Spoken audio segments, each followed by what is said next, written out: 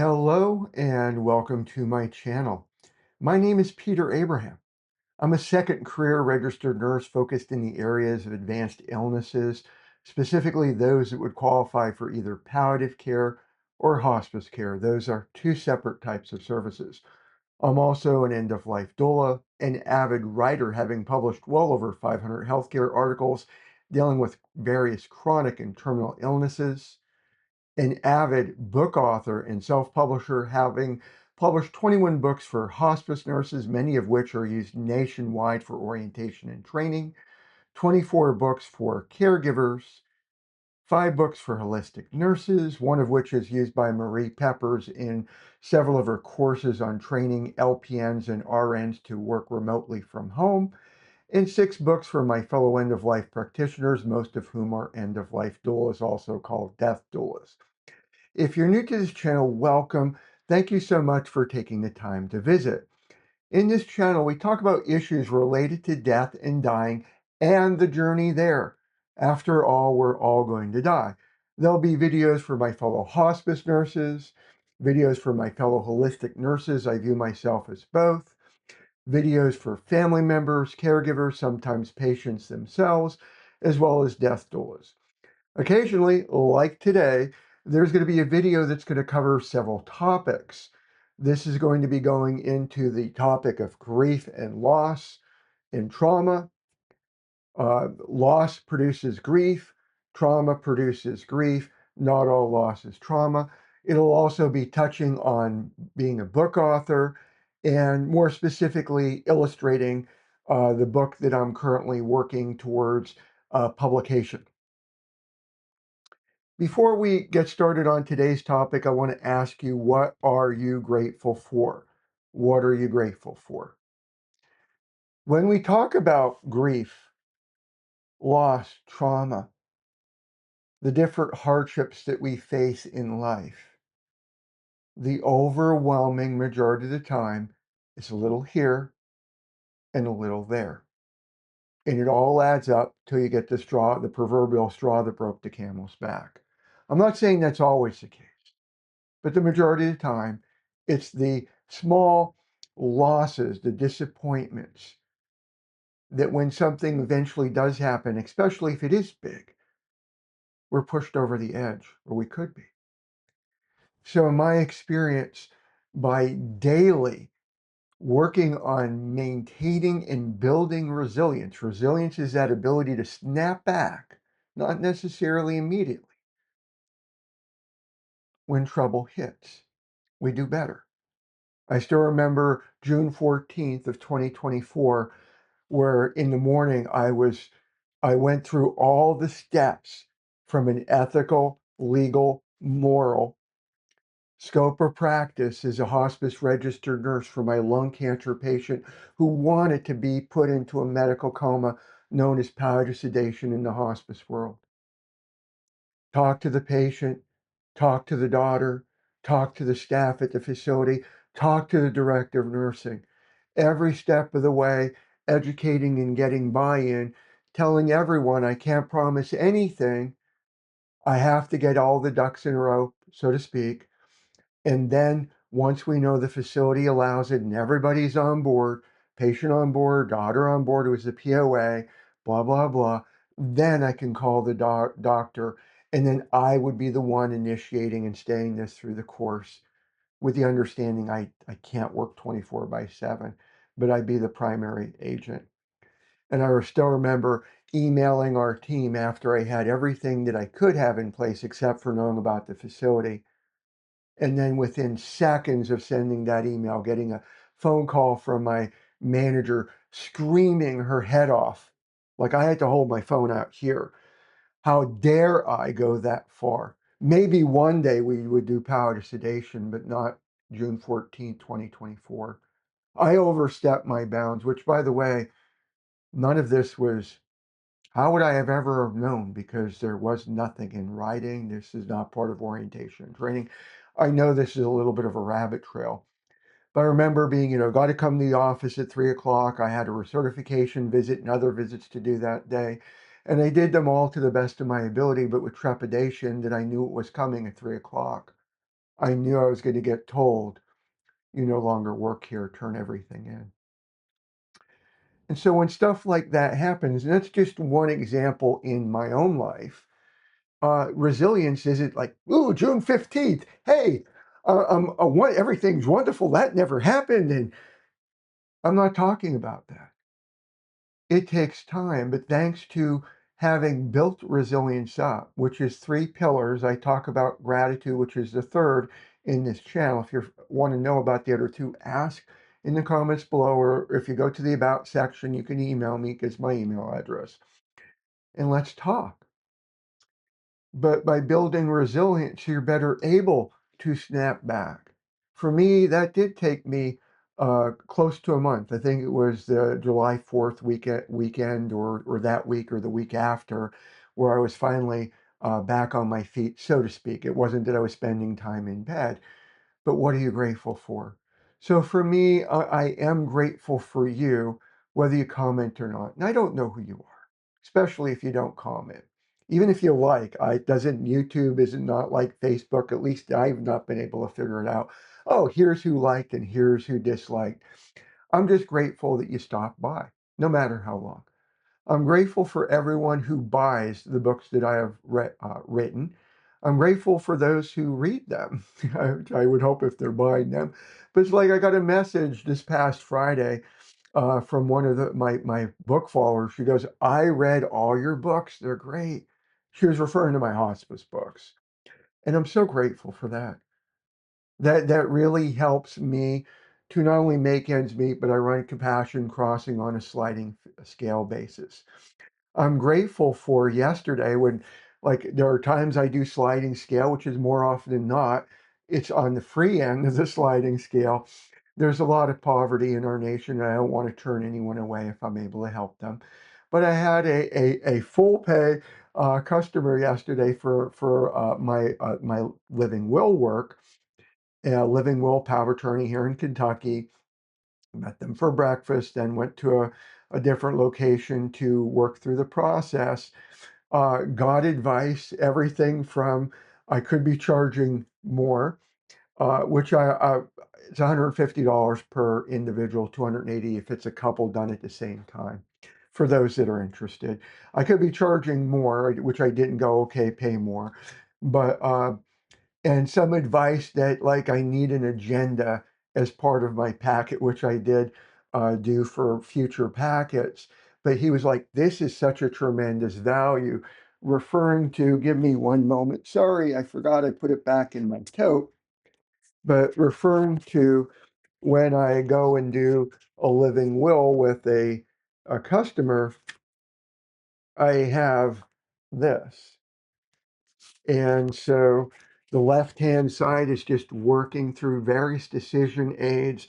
Some of them are third party. I can't claim ownership. The person asked me, why is not my business logo? I know the rabbit trail and the gratitude. Why is my business logo not on every page? And it's like, it's not all this is my work. I'm not going to claim credit for material that I didn't create. But there are a number of decisions aids I did create, pain management decision guide for living wills, including wording, breathing support. By the way, it's not just ventilators for breathing support, and wording for the living will, understanding what dialysis means, and wording for the living will. And then a peace kit for end of life. How many people really don't know how to set up their medical ID in their iPhone or Android? By the way, look that up. Medical ID in Android or iPhone. Please look that up.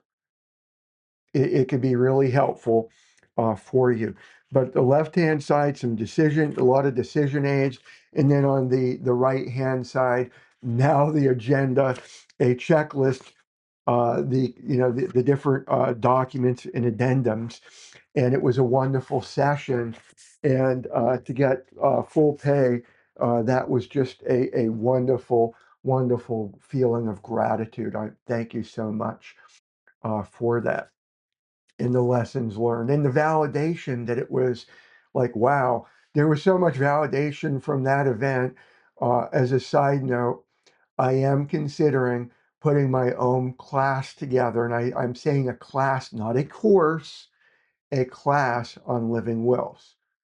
I do want to go on a very slight tangent. Please bear with me. I did take a 17-week course on advanced care planning that was the worst course I've taken ever. It was literally a -10 out of 10. I've talked about it briefly in other sessions, so I don't want to go on too much on this one. But I learned, and I did share with the owner, one of the lessons I learned is volume, the amount of material covered, does not equal value. Just because somebody gives you a lot of volume, that does not equate to value. So I am considering I have to think about it. Is this going to be a 1, 2, 3, or 4 hour class? I want something that's digestible, something that's extremely affordable. We're not talking what I paid for this class was the equivalent of 1 month's rent in many locations. Um, and that's my loss for not doing enough homework. I made the assumption that because the first course I took from this institution was good, it was a 7 to an 8 out of 10 for the first course, that all subsequent classes would be the same high quality. And the ACP class wasn't. So I don't want to go on because, again, I don't want to turn this into a venting session, but I'm grateful for that customer yesterday and that validation. And hey, I could actually teach a class on this, and I'm working out the details, more news to come. Now, going on to today's topic, and thank you for bearing with me. Today's topic, I am working on a book that by the time you watch this video, I film most of my videos in advance of publication. So today is Saturday, November 15th, 2025, the date of this filming. I plan to publish this in early December 2025. We're talking just like next month, probably less than a month away. I have the draft of this book written, an introduction, 34 chapters, a conclusion, and if my memory is right, because I do letters A through H, I think is eight appendices of healing through grief and loss from the Christian biblical perspective. I'm not proselytizing as I share what I'm about to share, but I do believe that, on a phrase, I don't want to, to me, there's too much about grief for the books that are out there to talk in one way, shape, or form that at one day you're going to get over it. One day. The better ones will be imprecise because there is no timeline for grief. That's where almost all the books get it correctly. Almost all the books get it correctly. But I don't find how they're going into here's how to actually heal from an integration point of view. Some of them are compartmentalized. These are, as I share this, these are my words, my opinion. Some of them compartmentalize. Some of them from a point of view like a shadow box. I'm going to compartmentalize it into this, and then I'll go back and reflect from time to time. And others are like I have friends. I still do a lot of remote work. I have a grief customer sliding scale. This is one of the free ones. Special needs on top. I just share that because it does make it more complicated for everybody involved. But like she'll ask, when will I be healed? And that's a good question, and it's a common one.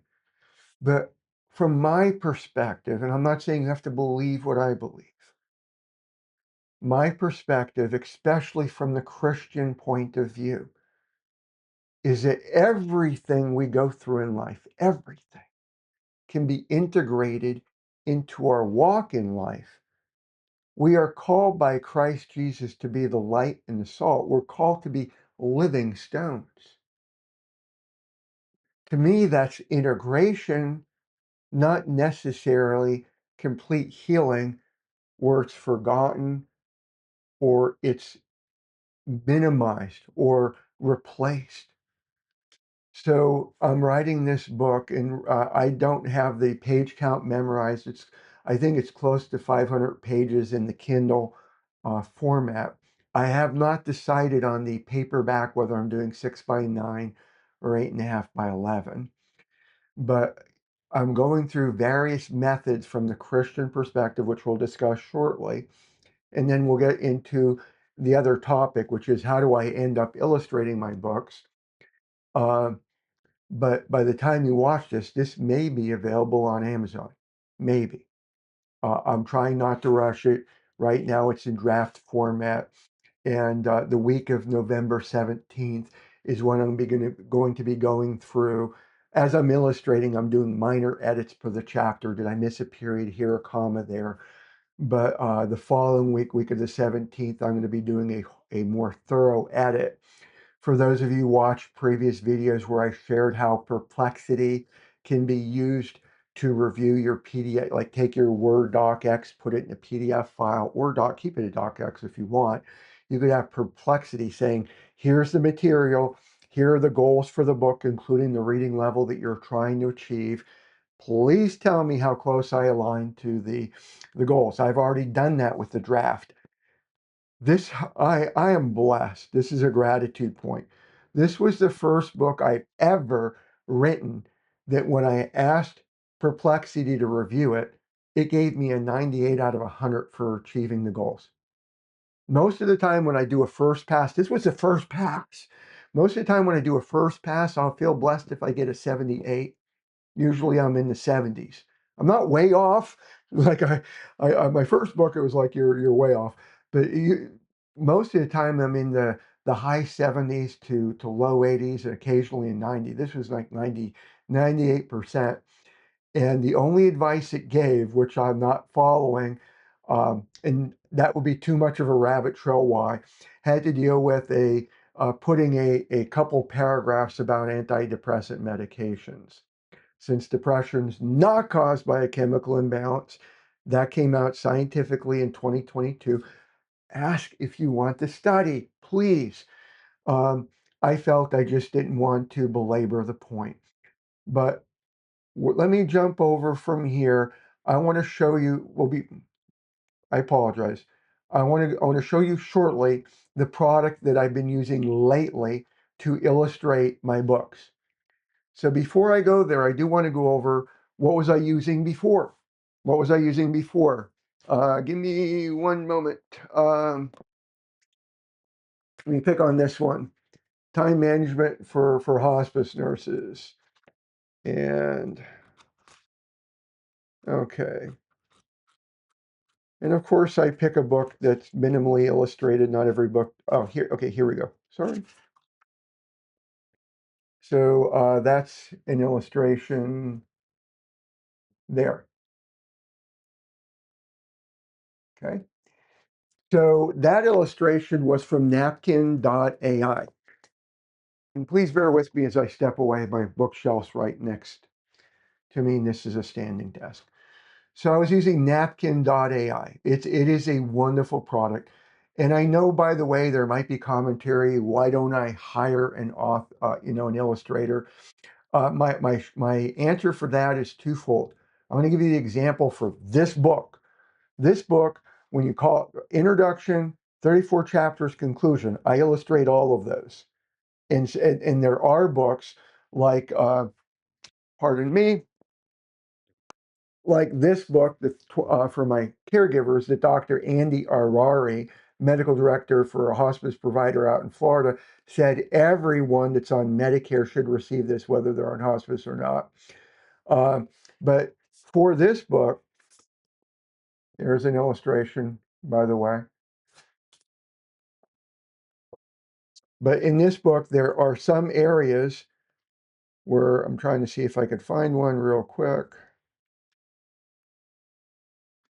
And this is an example of one. There are some areas where there are illustrations throughout the different chapter, not just at the chapter start. But in the beginning, I was using napkin.ai. Oh, sorry. 34 chapters, introduction includes 36 illustrations. If I was going to go, and there is somebody local here in Madison County, Kentucky, that is an amazing author, artist, Jackie, I think it's Jackie Stewart Tate or Jackie Tate Stewart. I apologize. But Jackie is an amazing artist. She does illustration, she does paintings. I'm beyond amazed.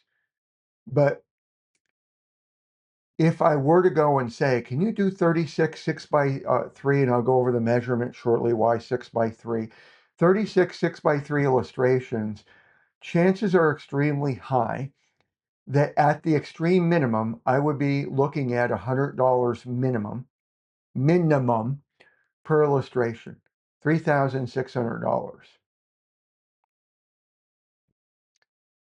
Even if it was 50, that's $1,800.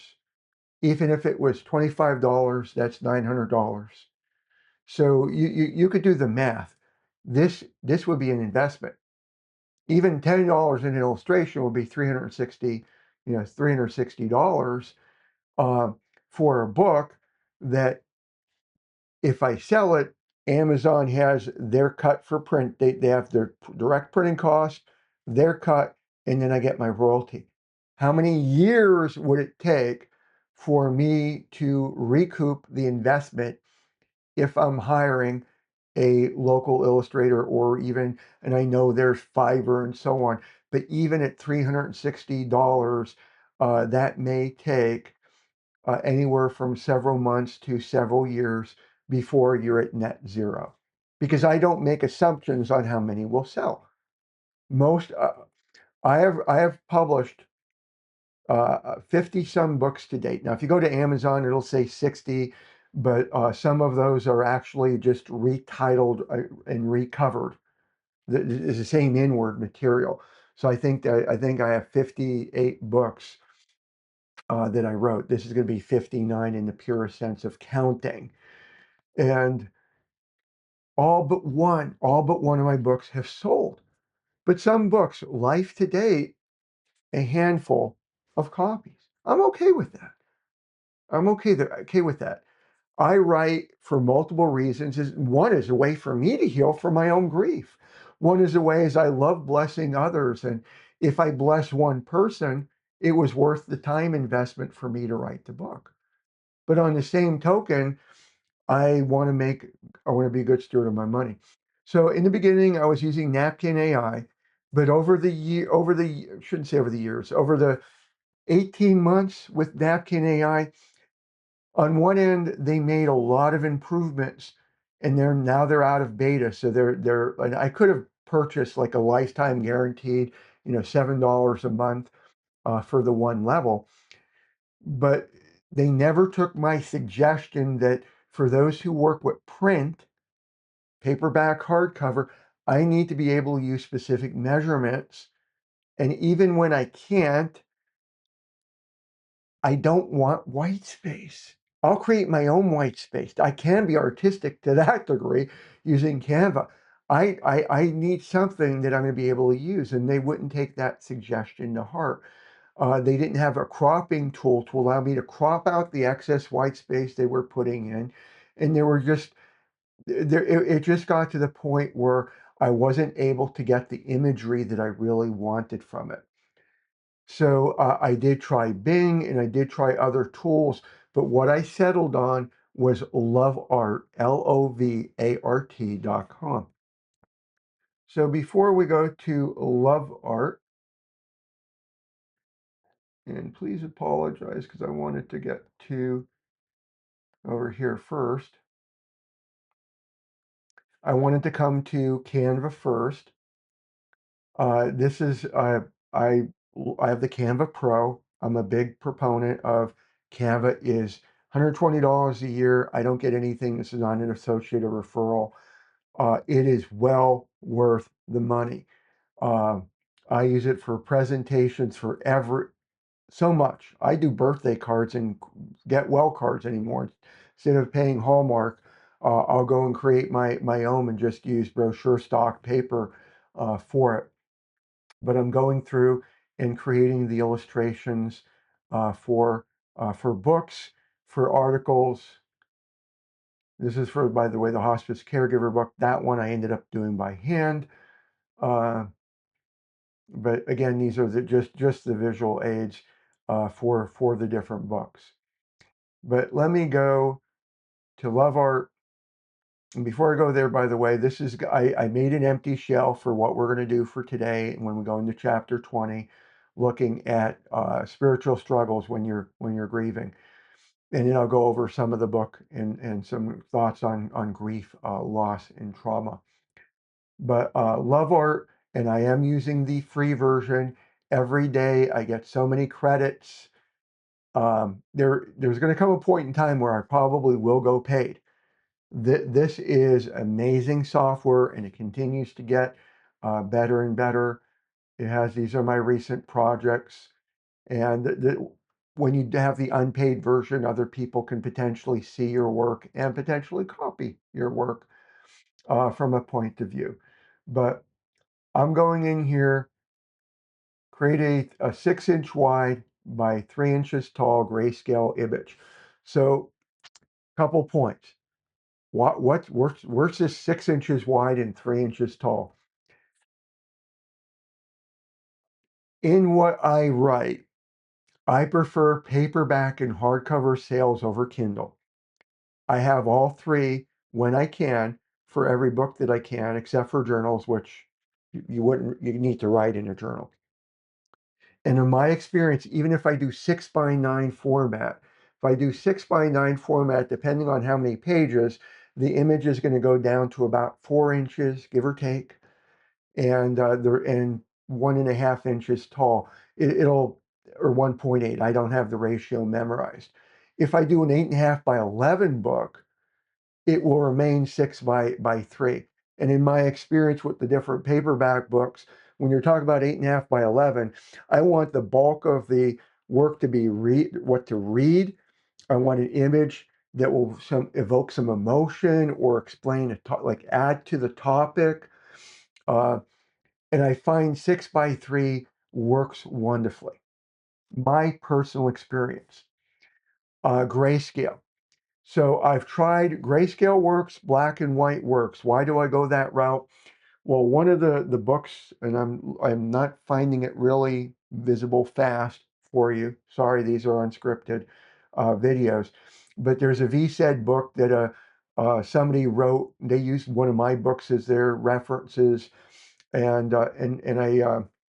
Nancy, if you're watching, I did send you an email. There is a mistake on the morphine in your book, but it's critical. But it was color, and it's wonderfully done, except for the morphine mistake, which I would say still worth still worth the full price. It's a minor thing. Basically, it was morphine helps with nausea. Nausea is a side effect. Not morphine doesn't help with nausea. Morphine can give you that's anyway. Sorry, rabbit trail. But anyway, it's a colorized book for I think it's priced $14.95, maybe $19.95. But when you do color with Amazon, you have to price that much higher. And I try to make my books affordable. And I'm not saying like I do have some books that are $24.95 paperback, and I have some $34.95 hardcover. People buying my hardcover books at that price. But I don't want to make like I don't know how to word things. Sometimes I struggle with that. Surprise, author, writer, INFJ. It's my excuse.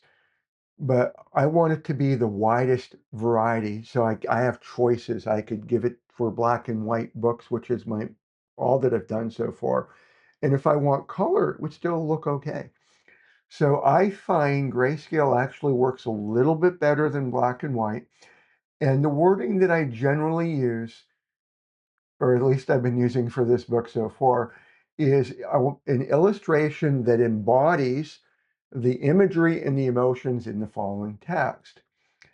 And where do I get that text? Well, let me go to the book to date. This is the text. So every chapter in this book after the introduction chapter gives a type of loss or trauma that a person might be experiencing. It's not a full case study. It's just an entry point for a certain type of struggle or issue, and then goes into how do we understand it? How do we apply Christian perspectives? So here, where do I get that text? Is I'll take the opening chapter. This is right here. I don't need to go into this part. I just need to get into what do I want to create an illustration for. And so highlight, I copy over to Notepad. Let me go to visual aids. And then I paste here. Now, I've not done chapter 20 yet. This is chapter 20. I don't know what the outcome will be for this, but let's see. And then it'll open up a brand new window. It will tell me what it's trying to do. While it is thinking, by the way, I go back here because I like naming things. I'll copy and paste that name, go make that titled, we'll copy and paste, and allow to do its thing. Now it'll tell you over here it's using Nano Banana. I usually find that when it can use that, which is limited, that's part of the free version issue, you get better illustrations. And this isn't bad. I'm actually going to keep this, but just so that you're aware, to me, that's more like, and let me bring this over. Let me minimize my mug. And I'm going to copy and paste that into Canva. And now spread that out here. Now, just so you're aware, there are many times I say 6x3, and like this, it'll come close, for which I just go plop. And I actually do like this illustration now that I expanded this. It gives a lot of imagery. There are times I do, yes, I'm guilty of anthropomorphizing, making something that's not human. When I react at certain times, it comes through, where I'll go back and forth. You realize that this is more of a Catholic church with the stained glass, because Protestant churches, which don't use that. But here, it like a lot of stuff fits. You have a gentleman that appears to be struggling, broken. You have a silhouette right here, where is that their soul, pulled out away from them. You have symbol of prayer silhouette. You have IV pulse here silhouette. The broken glass, it's just very strong with emotions coming through. This is something that I would actually use as is. If I did not like what it created, then I'd go back to Lovart. It's keeping the dialogue, right, like the image and the dialogue here. That's one of its recent adjustments in the past couple weeks, because when it first came out, it wouldn't have that, and I'd have to download the image and then attach it and say, take this and do that. But I've had cases where, the image is too dark. And when I say too dark, I've had it where this, well, I can't actually illustrate with, I guess the closest I could do is if I came in here and let me make this black. I've had it where it created images that were like this. And it was like, I can't even see, I asked for grayscale. I can't even see what you did there. And let me just delete. So sometimes it's like, hey, can you make it lighter? Or I was thinking this versus that. And that does use credits as you're going back and forth. So it can be a level of hit and miss. But here I'm going to download that in PNG format to my visual.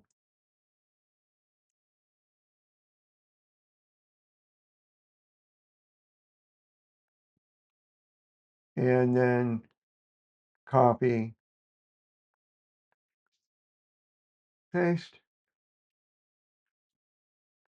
home, center. And there we're there. I actually did do the minor edits in this chapter before starting this in terms of periods and commas. But let me go up to the top of the book. So hearing through grief and loss, looking at integration, which means it's, you don't get over it. You're healed from the perspective that you can experience joy, be content, participate in life. There is a chapter, chapter 19, and chapter 20 deal with the complications, by the way.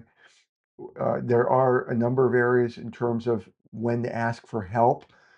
This book is intended for individuals as well as grief coaches and licensed grief counselors. But you're not alone. Understanding grief from a biblical perspective, grief is not a sin. Depression is not a sin. Sadness is not a sin. God gave us our emotions. It's what we do with them. So, and then every chapter has conclusion and applications. How we look at attachment theory. There are a lot of secular theories of grief healing and recovery out there. Secular is not necessarily bad, but we do need to look at things, in my opinion, from a biblical lens. And I do believe that if we're careful, certain things can be translated to a biblical perspective. I don't mean all things. Not all secular theories have a Christian application. But I do believe that there are those that can, and attachment theory is one of them. And so this talks about that our ultimate attachment should be God the Father, Son, and Holy Ghost. Um, the loving presence of God, knowing the promises of God, seeking God in prayer, including lamenting, which is that crying out in loss, trauma, and grief. God is big enough for our tears, our rage, for every emotion that we feel. He gave us those emotions. Experiencing the loving presence of God's people. And yes, I understand that God's people can hurt. That's part of what chapter 20 was, by the way. Validation therapy. For those who've been watching my videos for any length of time, you know that I am a huge proponent of validation therapy as developed by Naomi Fell. Validation therapy by Naomi Fell was originally developed specifically for Alzheimer's and then later expanded to all types of dementia. I strongly, emphatically believe that validation therapy can be applied in every aspect of our lives. So this gets into validation therapy, chapter 8. Talk therapy, extremely powerful. The RAIN method. I did an article on compassioncrossing.info for the RAIN method for healing. This takes it to the Christian perspective, slight modification. Journaling. By the way, there's an appendix in this with 50 Christian-based, including Bible verses, journaling prompts to help you, because I am horrible when it comes to journaling. What do I write? Struggling for those first, as much as I write an author, when it comes to journaling my own feelings, maybe it's the autism. I'm autistic. I struggle. So I have prompts to help guide. And by the way, there's 30 prompts here and there's 50 for the appendix. I did not check them for duplication, so I can't say there's 80. There's 50 plus, unless there's 30 duplicated among the 50. Again, I didn't check that. Maybe later if I remember. Prayer and meditation on God's word, walking, hiking, gardening, spending time in nature. Forgiveness is beyond important. I know this is a hard topic. For those of you who watch my videos, there's a video out there. Can somebody like as evil as I've been, can somebody like me be saved? And it talks about some of the trauma, and I do mean trauma that I went through growing up and the loss. And forgiveness can be very hard, but it is a necessary component for integration, for healing. Gratitude, we mentioned that is the third pillar. Meaning-centered therapy, grief therapy from the Christian perspective. There is a powerful story in Madison County, Kentucky, of a family that is using MCGT to integrate grief recovery in their walk. A powerful story. If you're interested, comment below. It is beyond moving. Legacy work. I do have a book, Crafting Meaningful Legacies, but this also, there's an appendix. I believe there's an appendices with examples. I'd have to double check on that. I do know I have examples here in this chapter. There's rituals from the Christian perspective. Complicated grief, that's when you might need to get help. And again, throughout the book, there are critical note points to, suicide hotline and so on. I don't want to ever minimize, like you could do, like it's just a book and you. I don't want to ever minimize that somebody may need very, very professional help. Spiritual struggles, when you feel like walking away from the church, and that, Lord, I've done that. My wife. Disenfranchised grief, ambiguous loss, anticipatory grief, children and grieving. This is the most comprehensive chapter, mainly from the perspective that I never want to take it for granted. The children, oh, they're resilient. They'll bounce back.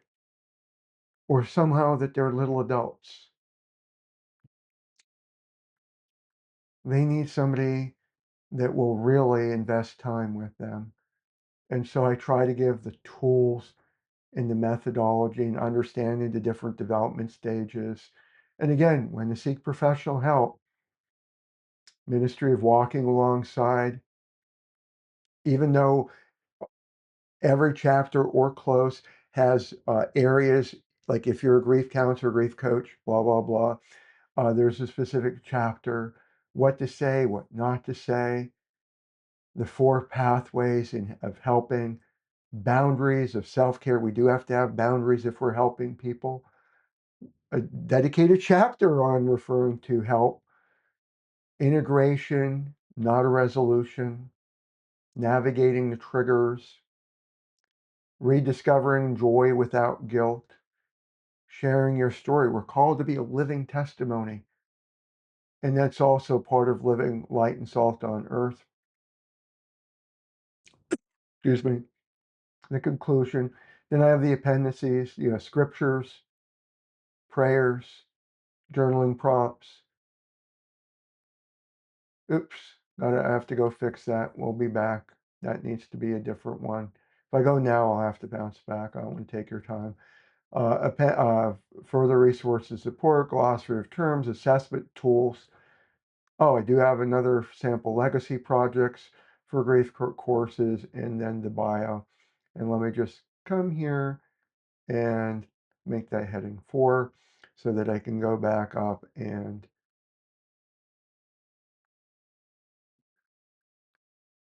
sorry. Anyway, update. Anyway, that's there. I do hope this is a book that you would be interested in. I do hope you learning about Lovart, Lovart, .com will be of interest to you. I'll put a link in the description below. And stay in touch if you want to stay in touch. Thank you so much. Take care.